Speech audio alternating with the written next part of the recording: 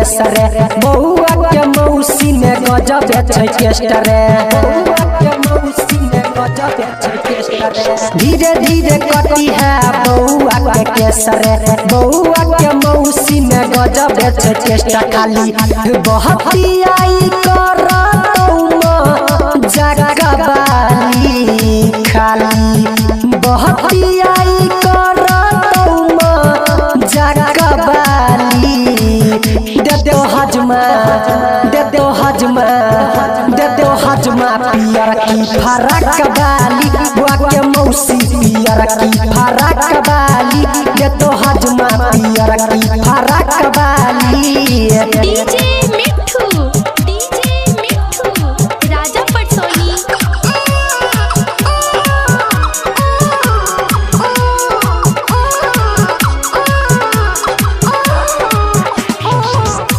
बउआ के मामी खिए दो नया सने सरे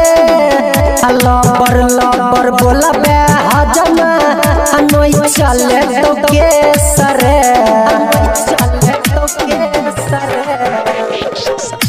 बउआ के मामी खिए दो नया सने सरे लबर लबर बोलबे हजमा नई चले तो के सरे बउआ के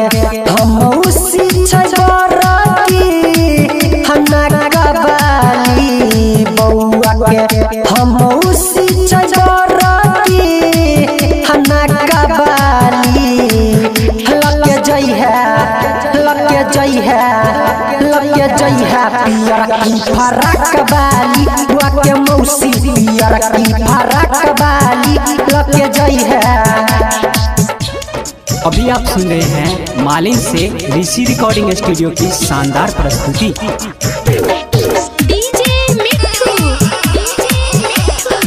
राजा पटसोनी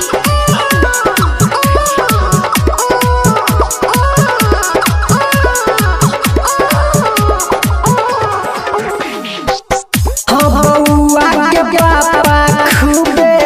पैसा लुटाबै छै बउआ के मौसी डीजे पर कमर हिलाबै छै बउआ के चाचा खूबे पैसा लुटाबै छै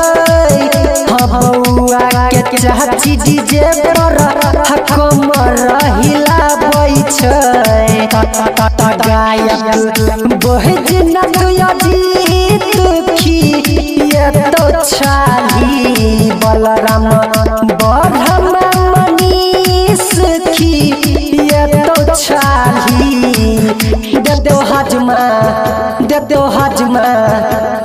हजमा पियर की फरक बाली बुआ के मौसी पियर की फरक बाली लगे जई है।